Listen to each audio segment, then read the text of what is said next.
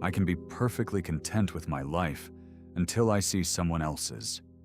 Someone my age is more successful. Someone looks more confident. Someone has the relationship I wanted. Someone is already living the life I keep telling myself I'll have someday. And suddenly, my own life feels smaller. Nothing about my life actually changed, only the comparison did. That's the strange power of it. I don't need to lose anything to feel like I've lost. I only need to look sideways. I compare my beginning with someone else's middle. I compare my private doubts with their public confidence. I compare the things I haven't achieved with the things they choose to show. And somehow, I expect the calculation to be fair. It never is, because I don't really compare lives. I compare stories. I take the most visible part of someone else's life and place it against the most uncertain parts of mine. Then I call the result reality. Sometimes comparison becomes jealousy, and jealousy is uncomfortable to admit. I'd rather call it criticism. I tell myself they aren't that talented. They just got lucky. They know the right people. They don't deserve it. Maybe sometimes those things are true, but sometimes I'm simply uncomfortable with what their success reveals about what I want. And that is harder to face. Because jealousy can contain information. It can show me a desire I haven't admitted. Something I wanted. Something I abandoned. Something I still believe I'm capable of.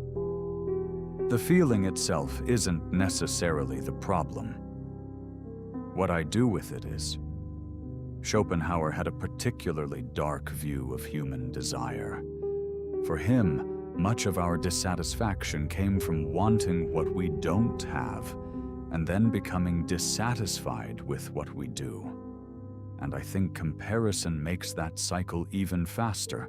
I get something, I enjoy it. Then I see someone with more, and suddenly what I have feels insufficient. The finish line moves, again and again, until I realize I'm not really pursuing a destination. I'm being pulled from one comparison to the next. Nietzsche wrote, "What does not kill me makes me stronger." It's probably one of the most overused philosophical sentences in existence. But there is something useful hidden beneath the cliché. The important question isn't whether difficulty automatically makes me stronger. It doesn't. Some suffering simply hurts. Some experiences leave scars. Some things break people. The more interesting question is, what do I do with what happens to me? The same can be true of comparison. I can let it become resentment, or I can use it as information. If someone else's discipline makes me jealous, maybe I want more discipline.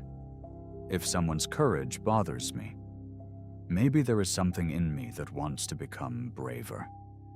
If someone's life makes me feel behind, maybe I need to ask what direction I'm actually trying to go in. Comparison can either become poison or become a signal. Marcus Aurelius wrote, "The impediment to action advances action. What stands in the way becomes the way."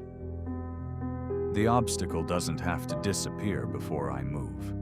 And perhaps the same principle applies here. I don't have to eliminate comparison from my mind.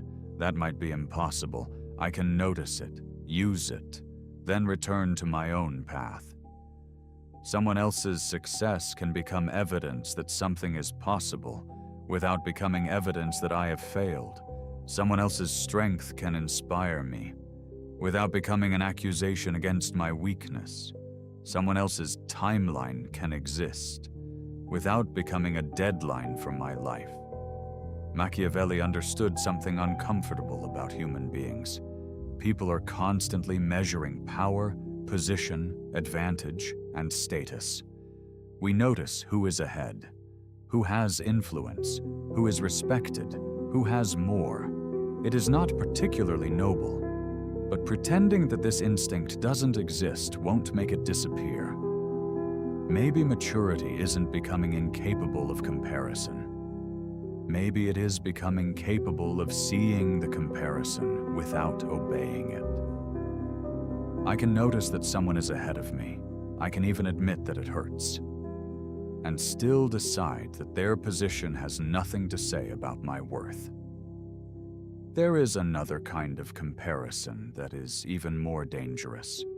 Comparing myself with the person I thought I would become. The version of me from 5 years ago had expectations. Maybe I would have achieved more by now. Maybe I would have a different career, a different body, a different relationship, a different life. And sometimes, I am not jealous of another person, I'm jealous of my imagined self. That can hurt even more, because I can't simply unfollow that person. That person lives in my head. But maybe the future I imagined was never a promise. It was only one possibility.